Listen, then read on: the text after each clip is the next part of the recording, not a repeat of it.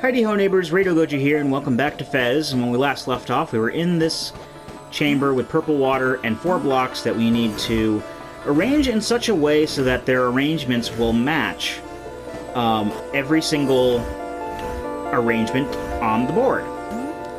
So the way that this works out is there's actually a 9x9 or a 9x9, a 3x3 grid up here. So we got to basically match everything up so that. So, I mean, obviously this is going to have a block on top of it over here. But the block on top also has to be in such a way so that it's in the middle on either side here. So that's really actually pretty easy to do. I'm going to go ahead and push this over here. So it's still in this position here, and this position here, but it's in the middle on either one of these. Then I'm going to take this block, just kind of toss that up there for now, and then toss it on top of this block. Alright, and then, actually we do have to...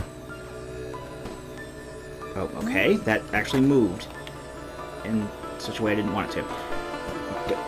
Get off. Let's push it back here, so it's still in the middle, but it's on the back side in accordance to the door. And then the last one we can just fit in on the remaining thing here. Nope, throw it up, Gomez. There we go. See? And that's why these puzzles are awesome. They're so damn clever. I love them. Alright, so we've gotten what we need to here, so let's just basically make our way back to this room. And this is the room that leads to it is the first room where we saw that totem pole thing that we had to do, when basically, you know, earlier on, in like part 3 or 4, when we saw that room with the totem pole, and the totem pole was basically preventing us from changing the perspective manually, so we had to actually move the totem pole around in order to actually change perspective. That's the room we're going into. It's basically just a quick jaunt. Well, I say a quick jaunt, but we got to make our way through all these little maze-like areas. I say maze-like, but it's not really that bad. On my practice file, it did take me a bit to remember how to get through some of these areas, because there are some parts that are a little complicated, but overall it's not too bad.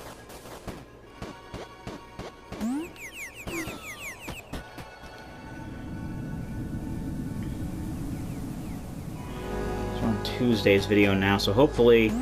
I'm fairly sure that I don't have enough walkthrough notes by this point to actually... again, I don't have enough to actually have enough to fill out 7 videos total, I think, but at the same time, I don't think I have to go up there. Yeah, I think up is definitely not the way I need to go. Actually, I need to go in here. So we don't have to worry about that up. That up is red herring. It's a red herring, so yeah. No, I don't feel like dealing with that. I remember having to do this too in my practice playthroughs. And you know the whole black hole drill. That old chestnut. That old cookie crumbles. Okay, they're gone.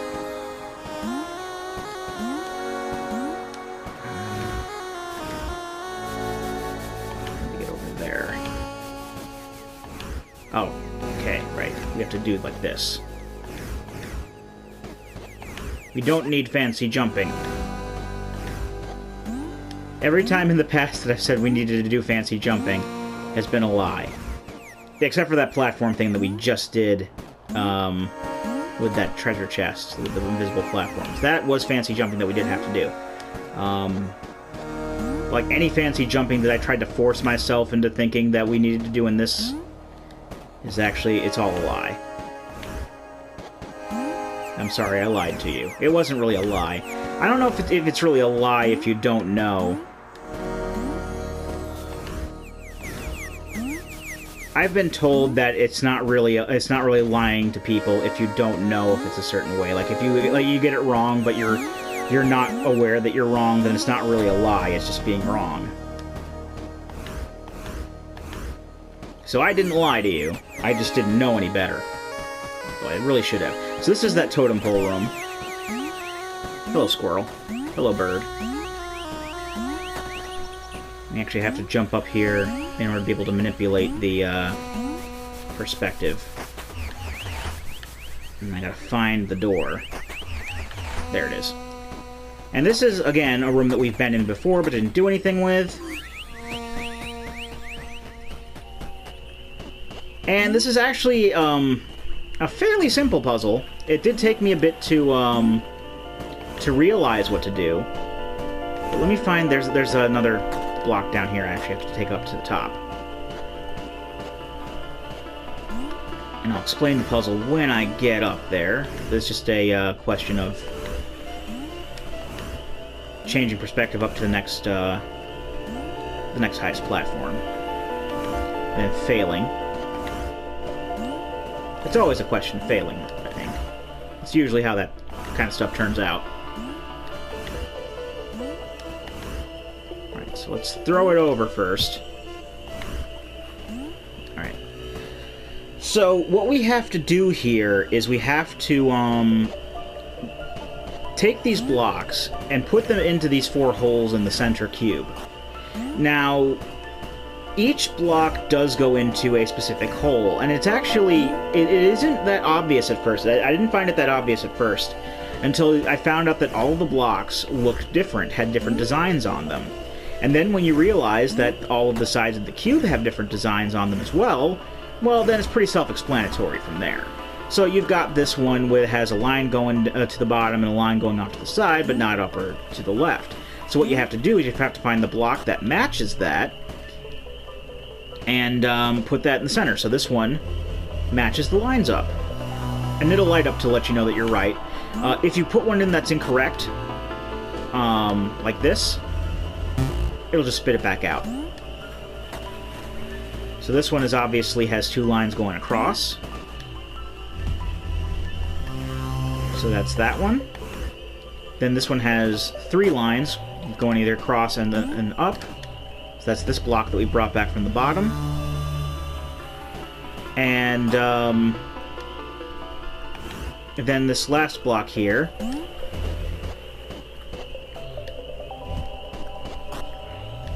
that only has the 1 line.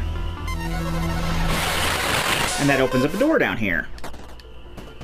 And the door obviously will lead to another room, which has an anti-cube in it just sitting there. In all honesty, they could have just made the anti-cube show up here, but they didn't. But that's alright. So we'll just jump on top of these trees to get this.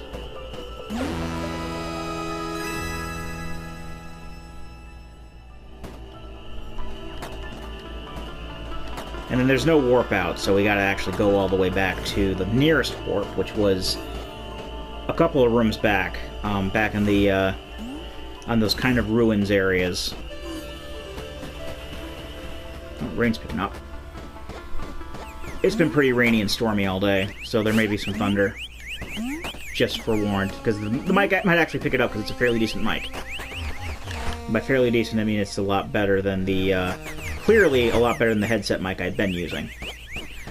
I actually tried to do a, I picked up a figure at GameStop today, and I was do an unboxing video and showing it all off, and then basically my cell phone camera got into the, basically like the Techo video where it wouldn't focus on anything, and I just said screw it and didn't do it. I may do a video for it later on, regarding, you know, just showing off the figure, but I'm not going to be, and I still have the box around so I can show off the box, but I can never have an unboxing video go smooth. It happened with the Kamen Rider figures as well. Except that had nothing to do with the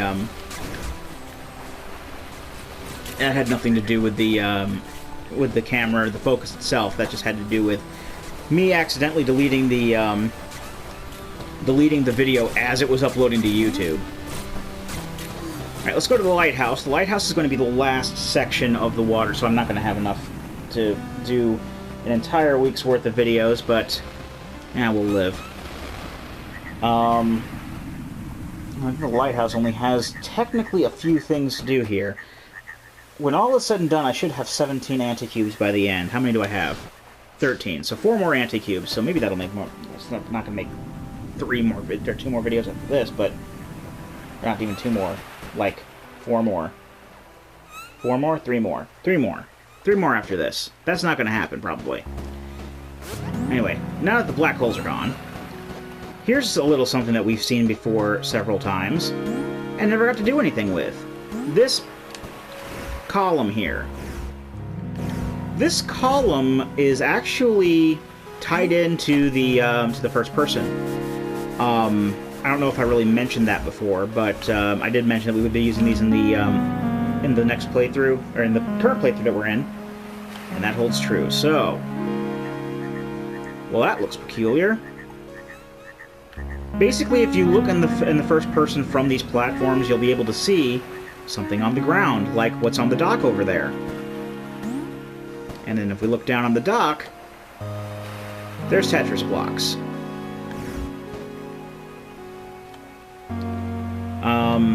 And of course, you know, I already wrote down the solution to this, so the solution is up, L, R, up, L, up, R, up.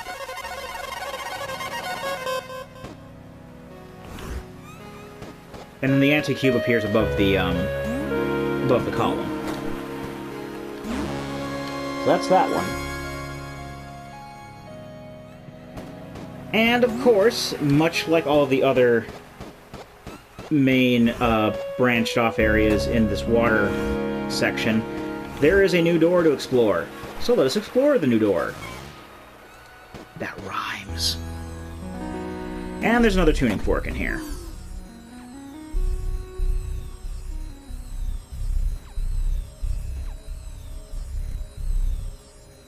Matt probably would have figured it out just by looking at the controller here, but I wrote it down too. It's L R R L L L R R R R.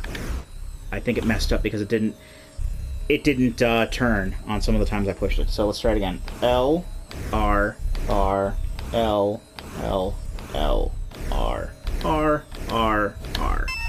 There you go.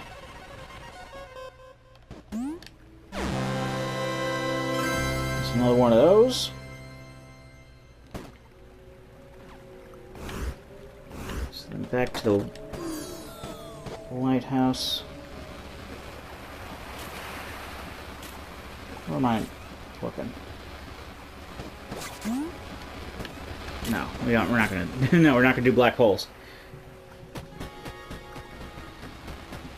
Black holes stop. Black holes stop, please. Well, the video is almost over. Just make the black holes go away, please. Thank you. Alright, so I'm going to go ahead and cut the video here. Actually, I'm going to get it back onto drier land, I suppose. And when we come back, I only have enough notes for, I believe, 2 more. Yeah, I only have enough notes for 2 more anti-cubes. So I'm probably only going to be able to squeeze 1 more video out of these notes, but who even knows if that'll be a full video, but I'll do what I can. So when we come back, more Fez. I've been Rado Goji, and I'll be here next time. Join me, won't you?